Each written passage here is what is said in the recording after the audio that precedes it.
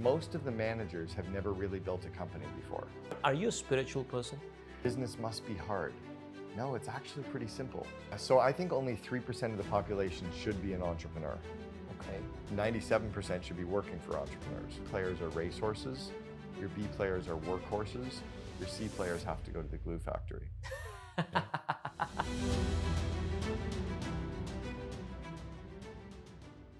Hello and welcome to one more episode of Passionpreneur podcast. Let me tell you, I'm super thrilled today. I've met a lot of people, but this person is going to blow your mind. Name itself is enough, Cameron Herold. But let me give you a background. Cameron has been a person who's been in entrepreneurship right as a kid, started selling different small goodies to cards, but his great, I would say, the recognition in terms of me knowing him, finding him, it comes from doing something incredible, helping businesses go to 100 million. You might have heard of the company 100 Got Junk. He took the company from 2 million to 100 million, and he started entrepreneurship journey when he was very small. At the age of 21, he was employing 12 to 14 people. At the age of 35, he had built 2 businesses having 100 million plus. He's been in the entrepreneurship world for so many decades. He's written some incredible books. One of my favorite is Vivid Vision. And he's been featured on so many magazines, so many platforms. One of them is Forbes. He is known to be the person who can scale the business very fast. From the heart, he is the passionate person who loves to help entrepreneurs grow the business. Let's welcome one and only Cameron Herold. Cameron, welcome to the show. Thank you so much. Yeah, thank you. Thanks for having me. I appreciate it. And great that we got to bump into each other again in Dubai. Yeah, absolutely. It is actually a dream come true. When I read the book, The Vivid Vision, it actually blew my mind. Thank you. And I cannot just tell you how impactful your work has been to me. Thank you. I think there's something that's interesting as well, is that we also are both probably lifelong learners and lifelong trying to grow our skills and grow our confidence like everybody who's listening and watching. But we were also at an event earlier this year called Mind Valley in Estonia. Yes. And I was there presenting on Vivid Vision, but I was also there for 3 weeks to learn and to grow myself too. So nice to see you again. That's very good. That's very good. And by the way, happy birthday to you. Thank you. I heard you got tattoos as well. I got two tattoos as birthday presents. Yeah. That's very I'm crossing off the bucket list. Have you got a tattoo yet? I got one. Do you? I got one dragon here. Okay, nice. Good. So you've been an entrepreneur at a very early age. Mm-hmm. And the people who are watching this video, most of them, either they're looking to start a business or they have already started a business. What advice would you give to people who are looking to start a business and want to grow to 7 or 8 or 10 figures that you've done successfully? I guess a couple things come to mind. One is that follow the path of least resistance, right? If it's hard, if there's a lot of friction, there's probably an easier path, right? So try to follow the cheat sheet. I almost think of the fly trying to get out the window. It keeps banging its head on the window, trying hard. It ends up dead on the windowsill. But if it would turn and go out the door that's open right here, it's done. So try to find those open doors and those paths. Secondly is remember that there's millions of companies out there that have probably done what you're trying to do. They've probably built a funnel, they've probably done a landing page, they've probably hired someone, interviewed someone, grown someone, fired someone, whatever you're going to be doing, there's hundreds and thousands of companies that have probably done it. Go online, try to find out how they did it and do what they did. Just use the cheat sheets that already exist. Because we no longer have to be the smartest person in the room. You no longer have to know how to do stuff. You have to find the people that have done it or find out the shortcuts and the way to do it. I'd start with those. That's interesting. I want to go back to your entrepreneurship journey. As you know, you're scaling the business. It's incredible that you took a company from 2 million to 100 plus million in 6 years. But for people, let's say, who not even hit the 2 million, Sure. What is the hardest part as they are starting, and how do you overcome those hardest things? So there's a few hard parts. One is that everyone around you is going to say, don't do it.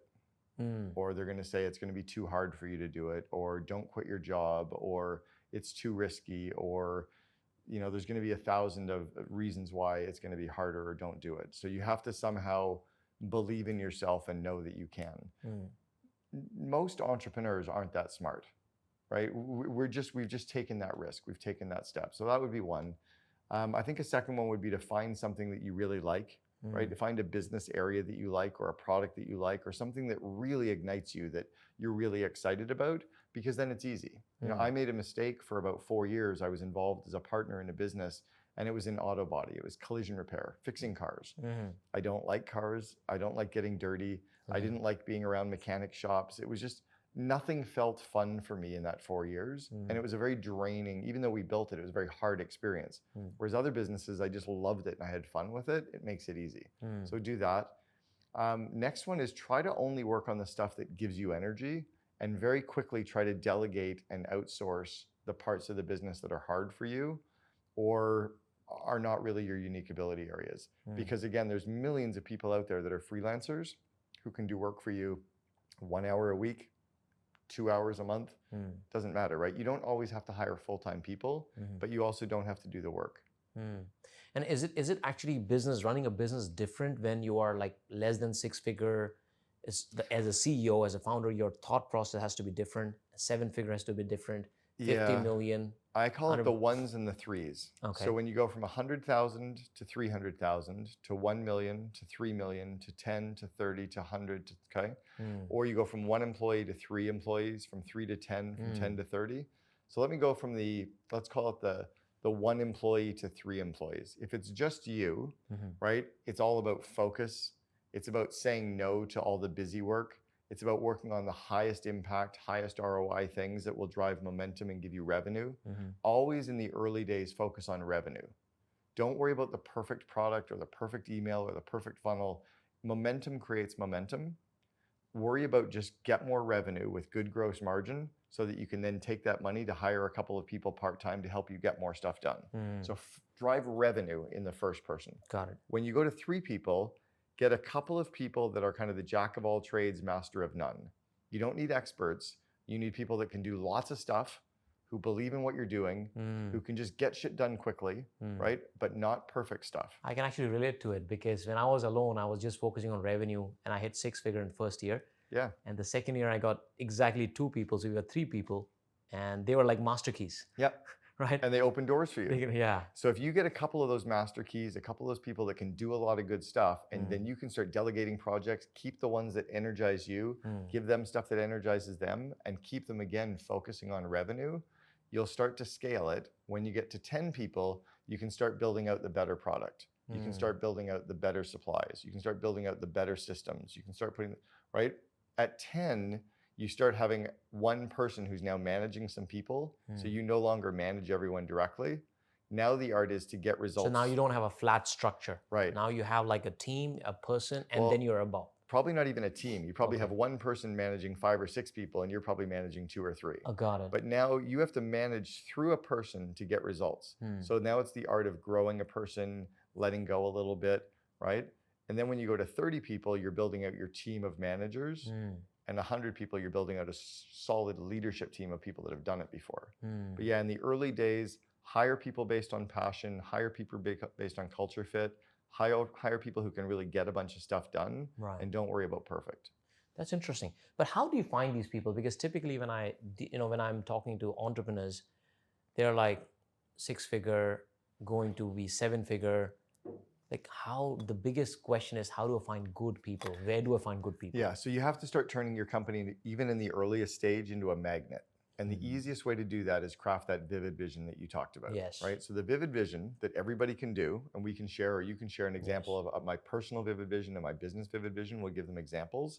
The vivid vision is a 4-page or 5-page description of your company 3 years from now, almost like you're walking around your business and you describe everything you can see. So if a person writes their vivid vision describing their company in 3 years, without worrying about how they're going to do it, and they share that vivid vision with everyone, people will be like, oh, I love what you're building. I want to help you build that. But if you just show them what you have today, it's not that exciting. People are inspired by where you're going and what you're building, not by what you have right now. So, if you're a money-driven person, people will not follow you in short. It has to be a core beyond purpose. Money. It has to be beyond money. You say you call yourself like that passionpreneur, right? Yes. So you have to describe your core purpose. You have to describe your passion. You have to describe your core values. You have to describe your business. So here's an example. let's talk about your business, okay? Your Passionpreneur project and what you're doing with the world. What is your business? Give us 2 or 3 things describing your company December 31st, 2025. So 3 years out. Oh, good. Well, I'm glad that you asked. So I'm going to give you a perspective in terms of money, in terms of impact, and all the things, right? So if I just speak about the impact, we are originally from India, started from India. 5 years from now, we want to go 3 global. years, only 3. Sorry, 3 years. Sorry, 3 years. 3 years from now, we want to go global. Okay. How many And, countries? I've actually thought of 2 continents to start with: Okay. Africa and Middle East. Ooh. That is the closest. We can easily relate to people, connect with people. Okay. Those are the 2 continents that we want to start with in the next 3 years. And are you running in-person events? Are you only online? Are you a bit of Yes. both? We have a dream to run a big event in Dubai with 20,000 people. And will that be in 3 years? That is within 3 years. Okay, so in 3 years, a big event in Dubai, 20,000 people. I'm clearly going to be speaking at that event. Yeah, Okay, so I'll be speaking. it's on You document heard it, now. right? And then what kind of, lastly, talk about your team. What's your company look like? You've got 50 employees right now. How many Yes. employees? Are they remote? Are they in an office? Most of them will be remote. Right now, we have remote team, 50 people. It will still be remote. And we may have office in Dubai. We may have office in India, fixed office. We don't have it until yet. What's your office look like? That is a good question. I've actually not Can you thought of see it it? yet. Can you see it in your mind yet? I can see the Passionpreneur. But not the physical space yet. I can see a space which has the podcast area, Passionpreneur studio. That I have thought of, but Okay. not the physical So we're going to space of spend some office. time later and we're going to dream about what your space looks like. And when you describe that to everybody who's listening, there's going to be people who say, I want to come and work with Dev in Dubai. I want to come work with Dev in Mumbai because I see the space. I can see myself in there. They need to see themselves and feel themselves in this space that they're then doing the work to help you towards the passion. But that's what everybody listening, that's what you can start to describe with your business. Don't worry about how you're going to get there. Don't worry about how you're going to build it. Just like building a home. If I was building a home, I'm going to hire a contractor to build the home. But I'm not going to worry about how they do the electrical and how they do the plumbing. So you just dream of the house and They how can it look figure out like. the how. They can figure out, yeah. Exactly. Wow, that's very profound. That's very profound. And by the way, the reason it's so important is if you can't see it clearly, your employees can't build it for you. But if you focus on what you're building and what it looks like, they can figure out how to make it come true. Right. So how do we actually get the people? So one is having the vision, articulating the vision.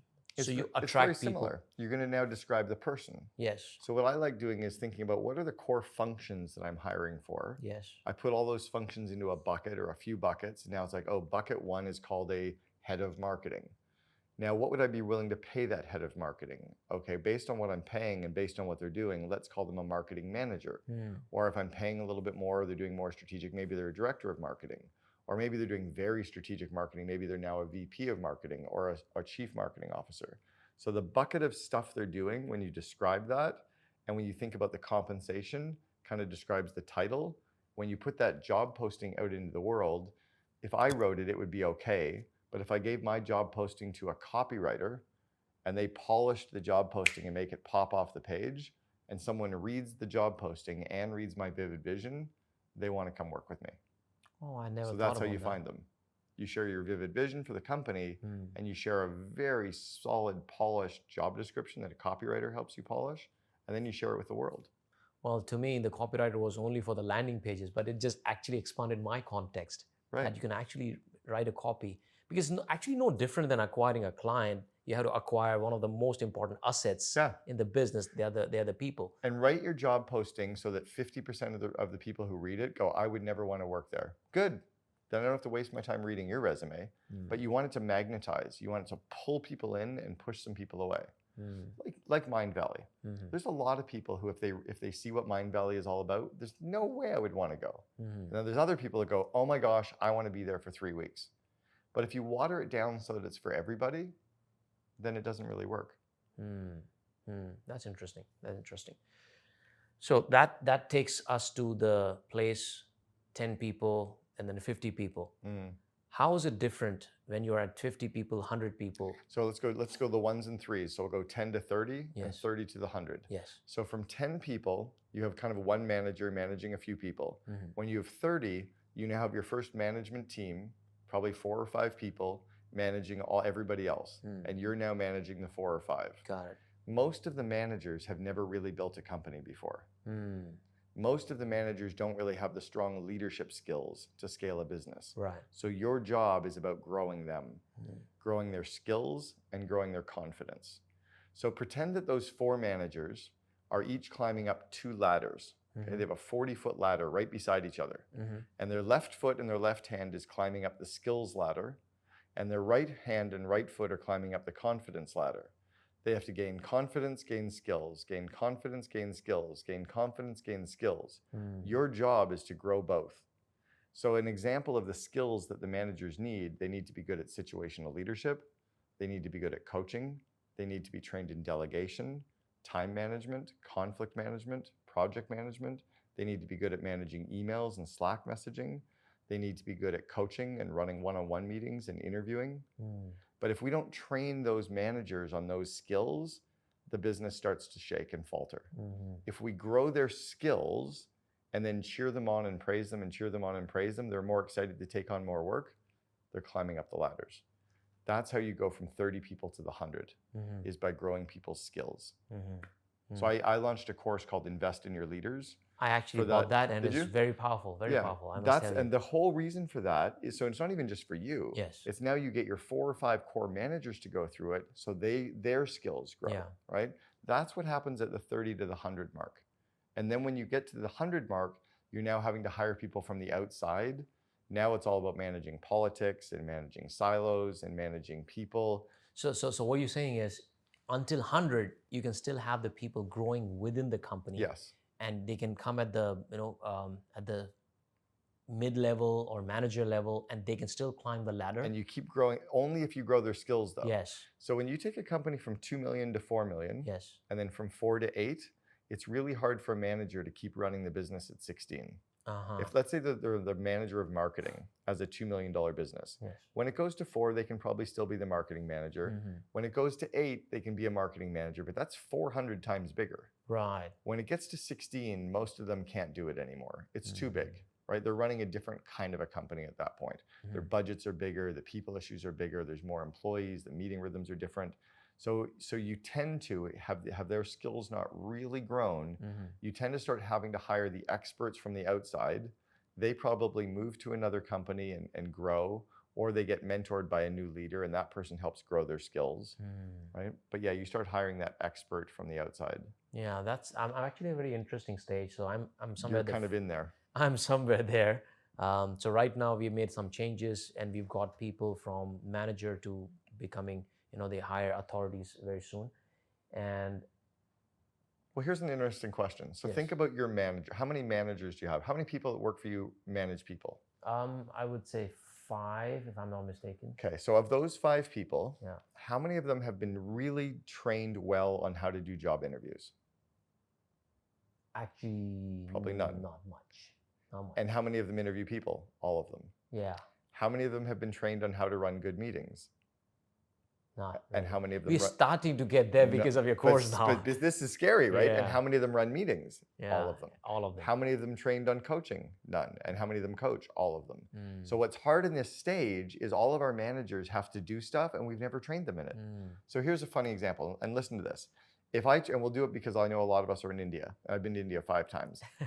Would you ever send your child out to play cricket for the first time without teaching him how to hold the bat and throw the ball and catch the ball? No. No, You teach them the basics, right? Of course. Because it would be horrible to go and play cricket without understanding the basics. Yes. Why do we allow our managers to run a business every day without giving them the basic training? So what happens is they come home and they go, "Daddy, cricket sucks." No, you suck at cricket. But if you give them so business isn't hard, we make it hard on ourselves. What happens in most companies is, so you probably train your people on social media and YouTube marketing and landing pages. That's the what we do, Yeah. right? In the famous Simon Sinek world of the why, how, what, we're training them in the what, but we Yes. don't train them on the how. The how is coaching, situational leadership, time management, right? It's the soft skills of management. That's what gets you from 30 people to the 100. And is that the reason why people get stuck, up to a certain, like a glass ceiling, and they don't go forward? Yeah. Is that the core? It is. And the other thing that you'll hear people say is, oh, I have 20 years experience. No, you have 5 years experience 4 times in a row. Repeated. You're still doing the same thing you've always done. Right. So my dad ran his own company forever, sold it to my brother 20 years ago. And my dad, before he passed away recently, said, I really wish I'd read your business books when I was younger. I would have been much more successful. He had no business training. There was no real internet to learn from. He didn't know about business leaders and business books. So he just kept learning by doing the same thing over and over again, hoping for a different result. That's why people get stuck. Interesting. The other reason they get stuck is they think that it must be hard. Business must be hard. No, it's actually pretty simple. If you follow all of grandmother's rules, right? Don't put all your eggs in one basket and be nice to people. And like all of the things that our grandma told us is how you scale a company. But grow your people, give them the skills. Interesting. That brings me to another question. A lot of people who are starting the business or have already started the business, I see a lot of them are consumed by the fear that what if I fail? What if it doesn't work? What if it becomes painful? What if some people have fear of success? Some people have fear of failure. How do you handle this, the mental game, a chitter chatter of, There's a few parts to that. So Andy Grove, the founder of Intel, said only the paranoid survive.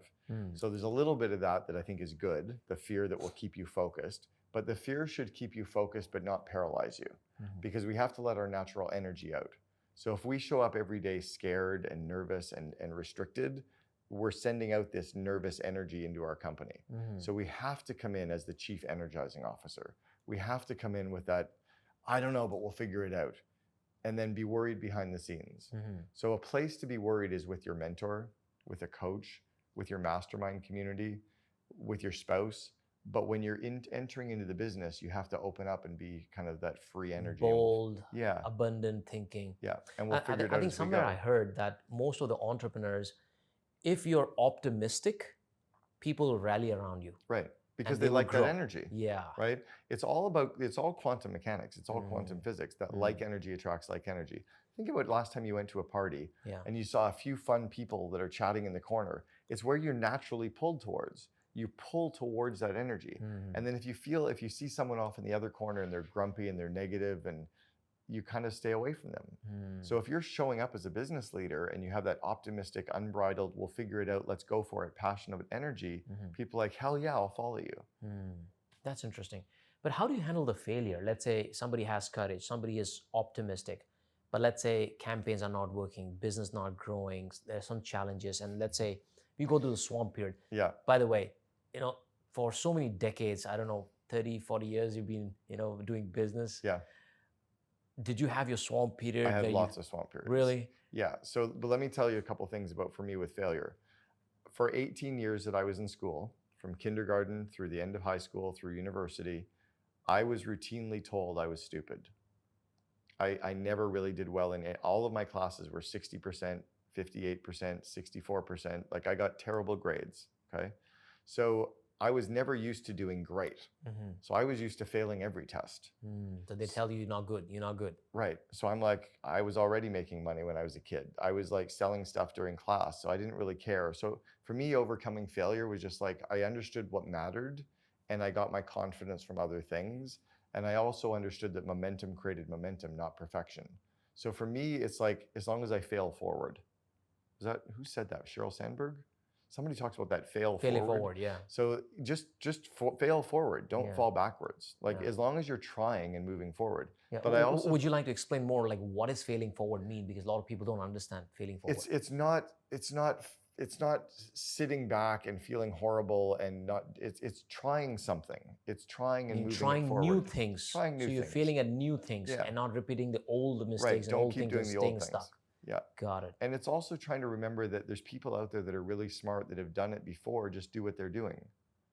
Right? Like you talk about Grant Cardone. He's developed some amazing systems. Follow them. Just use them. Alex Hormozi, amazing systems. Just follow them. Yeah. Right? Like I'm actually in the process of starting to build out my YouTube channel. Guess who's I'm going to be watching a lot of? Yours. I'm going to be sitting and rip off and duplicate, not the same content, but how has Dev done this? How has this guy from India built out this massive channel, right? What can I learn from what you're doing, and how can I apply that? That's how you fail forward. You just try it and you move. You try it and you move. That's very humble of you to say. You don't need to copy somebody like Dave Gadhvi. No, you've done an amazing. You've got like almost 200,000 followers or something crazy. It's amazing. Yeah. No, thank you. Yeah. So, talking about the scaling and growth. So we've got to, a place maybe 30 and 100, right? I know this will be a little advanced for a lot of people watching this, but this is my personal interest as well. Okay. That let's say if I'm at 50 people crossing 6 million, next year going to cross 10 million. What is the advice that you will give to somebody like me? Be really, really focused on your core values. And anytime that you find someone in your organization who does not live your core values, obsess about your core values, focus on your core values, you have to get rid of them, even if they're getting you great results. If I came to you as your doctor tomorrow and said, Dev, you have a cancerous tumor somewhere, how long would you like to keep it in your body? Of course, as soon as I want to get go. it out of my body, Yes. right? If you have a cancerous tumor in your company, get them out. The way that you scale from where you are now up is by focusing on the core values, by giving your time to your A players and your B players and getting rid of your C players, and by getting rid of any company politics, right? You don't really have company politics yet at 50, but as you approach 100 people, they're jockeying for position, they're jockeying for title, they're jockeying for time with you, they want more pay, they're worried more about their career. You have to be careful with that stuff. How do you identify those people? You can see it. You can see it and feel the energy. You can understand their response. You can see the way they approach problems. You can just see the energy. Interesting. And if we have to let somebody go, because I've had bad experiences of letting somebody go, I'm sure in your experience you would have had many incidents. Bad Is there a experience of process? firing them, or it just feels bad firing them? Not having a right way of firing. Right way. So the best way to fire someone is to say one of two things. I'm sorry it's not working out because of the results. We're letting you go. Here are your papers. Or I'm sorry, you're just not a core values fit, or you're just not a culture fit anymore. We're letting you go. Here are your papers. And when the person says, but what about it? I'm sorry, it's just not a culture fit anymore. I'm sorry. It's like you just keep repeating the same thing. It's like you can't come into the bar, you're wearing running shoes, but my friend's inside. I'm sorry, you can't come in, you're wearing running shoes, but my girlfriend's inside. Sorry, you can't come inside, you're wearing running shoes. The bouncer says the same thing to you 7 times until you're like, fuck it, I'm walking away. You don't get dragged into the discussion because the why doesn't really matter. It's either results or culture fit. That's it. And then the second part is try to be nice to them when you're doing it, because it is someone's mother or someone's sister or someone's brother or someone's dad or someone's son. Like, they're a human, right? And they have, but you do have to get them out, because you have to take care of your A players and your B players, not your C players. Interesting. It's another thought that I have around people is your A players are racehorses, your B players are workhorses, your C players have to go to the glue factory. I love it. It's a horrible analogy, but it's true. Interesting. So coming back to the aspect, you coached and mentored thousands of entrepreneurs now. People are following you all over the world. Your copies of books have sold. What is your personal drive when you talk about the passion? What is your personal drive as an individual who would say, man, I'm living the life of my dream? Are you living life of your dream? Yeah, we've sold everything. I sold my home in Canada, sold my home in the US, sold our cars, we just travel. We live full time on the road. So it's amazing. My wife and I just get to go and explore. The reason I'm doing what I'm doing is I see all these entrepreneurs banging their head against the window, and I know there's a shortcut. I know there's another door. And I just want to help more real companies actually understand the path to make their dreams happen. And there's just easier ways to do it than what they're doing right now. Interesting. So that's why I don't help government. I don't help nonprofits. I don't help, there's all kinds of other people I could be helping. That's not my zone, right? And I love the people that are doing that work too. My zone are entrepreneurial organizations. Interesting. So I think we all have our own definition of dream life. This is your definition of dream life. Yeah. Let's say 10 years from now, right? Would you still be doing the same thing, or do you think it changes over a period of time? Because a lot of people watching this, I would say they are still into money making game, make it big. Does it change you as a person when you make a lot of money and when you don't have the money, when you've seen it and been there? Yeah, there's definitely. So I'm older. I'm 57 as of 2 days ago. So I'm at a different stage of life where I'm not trying. I've already had my kids, and my kids are out at university. I've had the big homes. I've had the stuff. So I've had to have homes to raise kids in. So I've done a lot of those things now, and now I'm trying to understand what's more important. So I want to travel the world now more. I want to spend more time with my wife and friends now. I say no to lots of things that don't give me energy, and I say yes to things like this that do give me energy. So I'm not driving towards a goal. So the only reason we start companies is one of three reasons: to give us money, to give us free time, or to put a flag in the ground and say we did it. I've done it. I already feel good about my success in business, having done it enough times that I could stand in front of every teacher and say, I did it, right? I built my business. Because they all told me I was dumb. They all told me I was, or didn't work hard. Yeah. I was either not smart or didn't work hard. If he would only apply himself and stay focused. I can't focus, I have ADD, but I did it. Okay, that's one. The second one is money. Well, how much money do you need? Now, I could want to fly private jets, or I could want to live. I don't need those things, right? I have enough money now and enough money coming in that I can travel where I want to travel to. I've been to Antarctica. I've been all over. I've been to 34 countries with my wife in the last 4 years. So for me, there's a level of comfort that I want, but there's also a life that I want. So now it's about time. Now it's about how many weeks off vacation can I get every year? How few hours in the week can I work? How, like, never working Saturday, never working Sunday, never working past 5:30 at night. It's all about giving myself time to spend with my kids, time to spend with my friends, time to do activities like this that feel great and are fun. That's really why I'm doing what I'm doing now. And at the beginning, how was? But yeah, in the beginning, I had to drive hard towards money and pull money aside and save money. I had to find ways to invest money. I had to be more strategic with understanding what was important, buying something or investing. So all of my life, I've always saved and invested. Always. I had a stockbroker when I was 16, right? I have public posts on Facebook in 2014. You can still see my posts telling people I was accepting payment in Bitcoin 8 years ago, right? So I've always invested, I've always saved, and then I've always not worried about, I don't need to have the designer everything, but I like to live nice. There's a balance. That's interesting. And as a CEO, what are the most important ingredients or characteristics or attributes that one needs to develop constantly? So let's talk about as a CEO and first as an entrepreneur. Yes. Because I think you start as an entrepreneur and you become a CEO when you're running a real company with real employees and real, So I think what's important to develop as an entrepreneur is the minimum viable everything. Just get it done and get it out the door, right? That quick is better than perfect. The ability to attract and grow people is so important as an entrepreneur. It's all about how can I attract people and grow them, part-time, full-time. And then the ability to sell a vision. If you can really sell your vision on where you're going, you'll attract people, you'll attract investors, you'll attract customers, you'll attract media attention. That'll help you scale. So that's the early stage entrepreneur. And then probably the ability to grow yourself, just always grow, getting stronger in all the areas of business. As a CEO, it's about developing communication skills. It's about developing strategy skills.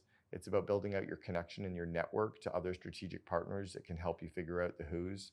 Because it's no longer how do I do stuff, it's a who can help me do stuff, right? It's a who problem, not a how problem.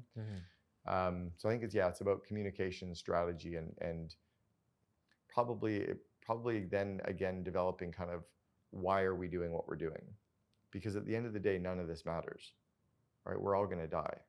And I think we have an obligation, maybe not even an obligation as a CEO, we have an opportunity as a CEO to build an amazing company that takes care of people, that really helps all of the people that touch us, right? We have an opportunity as a CEO to build an amazing company that gives all of our employees a great life, right? Gives them more vacation time and more money and more fun and more passion and treats them with respect, I think maybe it should be an obligation for a CEO.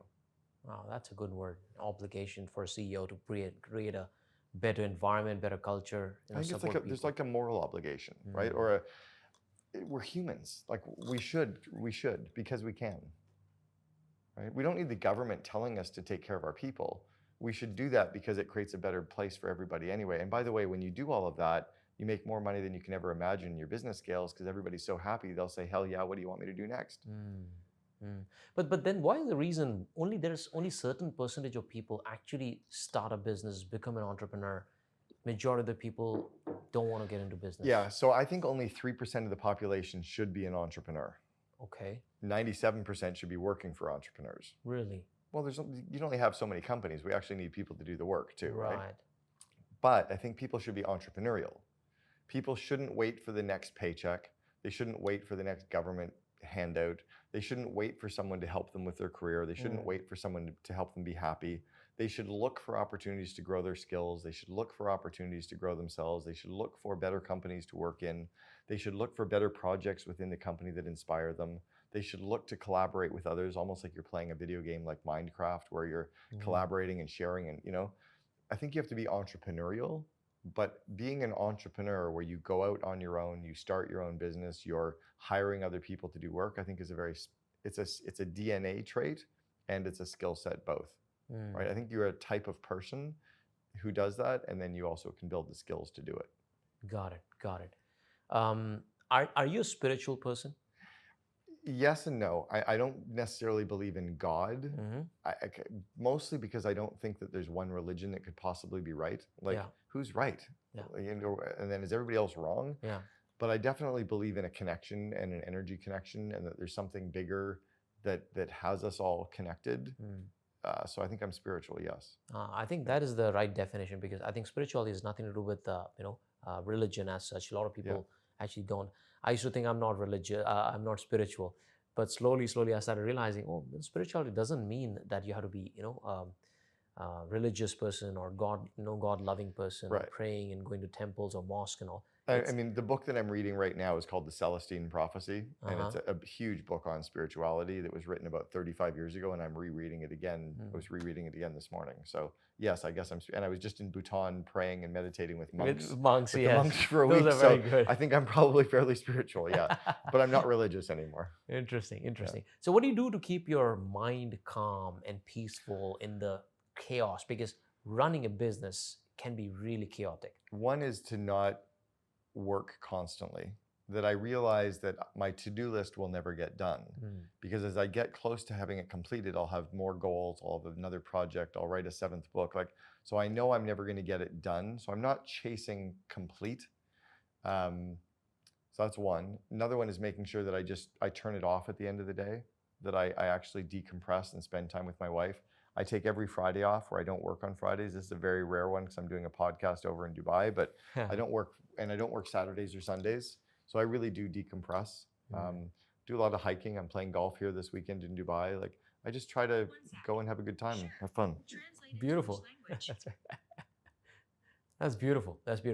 Okay, I think we are right on the time mark, but there's a small game that I'm going to play. Okay. I'm going to ask I'll give you a word, and whatever comes to your mind instantly. Okay. Right? Not thinking too much. Okay. Just going shooting for it. Okay. All right. Should I get weird or should I keep it PC? You can do anything you like. Okay. You can do whatever you like. I go to Burning Man. I go to Burning Man. Okay, go ahead. Let's do this. All right. Okay. So money. I've got enough. Passion. Just what drives you, the flame, the what you're attracting or what you're attracted to. Impact. Oh, wow, these are tough. Impact. I think my employees, and how can I impact my employees' lives and make the world better for them, or make their world better. Freedom. Yeah, the ability. This is why I've always run my own business, to do what I want, when I want, with who I want, to not have to follow anyone else's rules. I get to make all my own rules. Family. My kids, I just got my kids' birth dates tattooed on my arm. That's what I was about to ask. What is that you've got tattooed? This is my kids' birth dates. And then Okay. I have a koala, which is my wife's nickname. I just had a koala tattooed on my shoulder. That's beautiful. For me, family is so important. India? I love India. I've been 5 times. My classic story of India, I was at the Taj Hotel in West Bangalore, and on the menu in the morning, they had the North Indian breakfast or the South Indian breakfast. So I had both. I had a lot of food. I can't get enough of Indian. Really? Yeah, I've been to India 5 times. First time 1991, 97, 2012, 13, and then last month. That's very interesting. Yeah. Passionpreneur. Passionpreneur, I think it's the people that are actually doing something for a reason, following their passion, that it doesn't feel like work or effort. It's just that it's almost like you're tilted forward and running. It just feels easy. Beautiful, beautiful. One last question before we go. If you go back, let's say 30 years and reliving those moments when you were entrepreneurial, hiring people, building businesses, what would you do differently this time, knowing what you know now? I think it would have been 2 things. I would have tried to have let go my ego and harnessed my confidence earlier. I think because I'd been an entrepreneur at a young age, I felt I was cockier or had too much ego. And I think I could have come in with more of a quiet confidence that would have served me better. Because I look back now and I'm like, I knew nothing at 21, right? I knew nothing at 26, 27, which was 30 years ago. The second thing would have been to delegate faster. I was such a radically self-reliant, and I could do it myself because I'd done it all myself, that I would work hard getting a bunch of stuff done, but it was so far below my paid grade that I could have delegated or outsourced much, much faster to have had a better life and to have gotten stuff done faster. Yeah, we get caught up in our own circle of, I can only do the best and I can only do. And I wasn't worried that others couldn't do it. I just wasn't thinking about I was just working harder. I was that fly trying to get through the window. Oh, it was just ignorance. It did not even strike you. I don't need to do this. Yeah, it didn't even occur to me. And now I realize there's almost nothing that I need to do except the stuff that really gives me energy. And I forgot to ask this question, but I'm very curious. Did you have the mentors and coaches in your life early on, or? Yeah, so I'm very fortunate. I got involved in an organization when I was 20 years old called College Pro Painters. And College Pro ended up becoming the largest residential house painting company on the planet. And it was a very big coaching and leadership-based organization where we got a ton of training from our supervisor. And I became one of the very top people in the organization. We had 9,000 employees. I was in the top 30 people in the company. But I was trained by some VPs and presidents there who were really, really strong at growing people. And they gave me the core skills. And then I had coaches throughout my career as well. And then I also was a part of an organization called the Entrepreneurs Organization. I've also been a part of 7 mastermind groups. So I'm in the Genius Network. I've done Strategic Coach. I've gone to Baby Bathwater. I've gone to War Room. I've gone to Mastermind Talks. I've been an EO. I've worked with YPO in a dozen countries. So I've been Mind Valley. I've gone to so many of these organizations that I'm always around those groups and growth as well. Very, very powerful. Guys, ladies and gentlemen, Cameron Herold, he has given tons of knowledge and wisdom. Now it's up to you. How do you use those and start implementing? I will highly recommend you to pick all the books that this man has written. I personally read Vivid Vision. I'm reading the Free PR, and you also had the Morning Miracle. The Miracle Morning for Entrepreneurs. For the entrepreneurs. And you have a new book coming up as well, Second in Command. Yeah, the Second in Command. That's a book that is probably my core passion project right now for sure. It's really to help an entrepreneur hire their second in command and how to create that yin and yang relationship to really supercharge your company. And who is this book typically for? Typically for companies that probably have 50 to 500 employees. They're in that 5 million to 50 million zone. Yes. And really helping the real company truly kind of scale. I was a second in command for 1-800-GOT-JUNK, but I'd also done it 2 prior times. So I'm really giving you the secrets to hire, attract, onboard, grow, and build a relationship with a true COO. That's a perfect book. That's going to be a perfect book for me. Yeah. Sure. It'll be your next one for sure. I'm going to definitely grab this. Where can they follow you? I definitely recommend all of you guys to check out the leadership. I think the lead. What is the? Yeah, the course is called investinyourleaders.com. So investinyourleaders.com would be critical for anybody to get involved in. All 5 of my books are available on Amazon, Audible, and iTunes. They can check those out as well. And then CameronHerold.com is the core website. Guys, we're going to leave all the details in the description, so go and check it out. I personally love Cameron's work. I've got my team going through the leadership program. I've asked them to read the books. We're creating the vivid vision. We're going to go to the next level.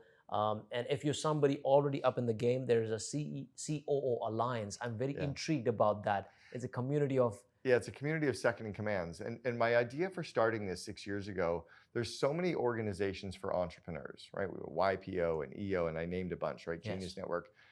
And there was groups for marketers and engineers and lawyers and spiritual people. There's all these groups, but there was never a mastermind community for the second in command. Yeah. So we started one called the COO Alliance.